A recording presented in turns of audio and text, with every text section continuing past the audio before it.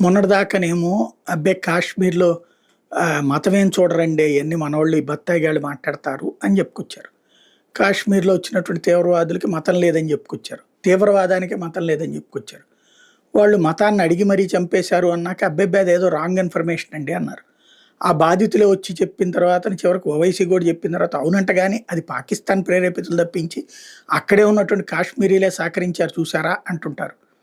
అదే సందర్భంలో ఇప్పుడు కొత్త కాన్సెప్ట్ వచ్చేసింది. బీహార్ ఎన్నికల దగ్గరలో ఉన్నాయి. బీహార్ ఎన్నికల్లో గనక భారతీయ జనతా పార్టీ ఓడిపోతే 19 మంది పార్లమెంట్ సభ్యులు వివిధ ఇతర పార్టీలోళ్ళందరూ మద్దతిస్తున్నారు బీజేపీకి. ఆ ప్రభుత్వం పడిపోతుంది. వాస్తవంగా ఆళ్ళందరూ మద్దతు ఇచ్చినా ఇవ్వకపోయినా ఆల్రెడీ ఇక్కడ నితీష్ కుమారును, చంద్రబాబు మద్దతిస్తుండగా ఏం గాదు. కాకపోతే వాళ్ళందరూ మద్దతిస్తుండడం వల్ల వీళ్ళు ఎనక ముందు ఆలోచించి వీళ్ళకిష్టం లేని వాటిట్లో మద్దతిస్తున్నారు. రేపు బీహార్‌లో ఓడిపోయిందంటే గనక వాళ్ళందరూ మద్దతుపసంహరించుకుంటే అప్పుడు తెలుగుదేశమును వీళ్ళు కూడా మద్దతుపసంహరించేసుకుంటారు. దాంతో భారతీయ జనతా పార్టీ పరిస్థితి అయిపోతుంది. అందుకనే యుద్ధ వాతావరణాన్ని సృష్టించింది. ఇది కొత్తగా మేధావులు సృష్టించేది.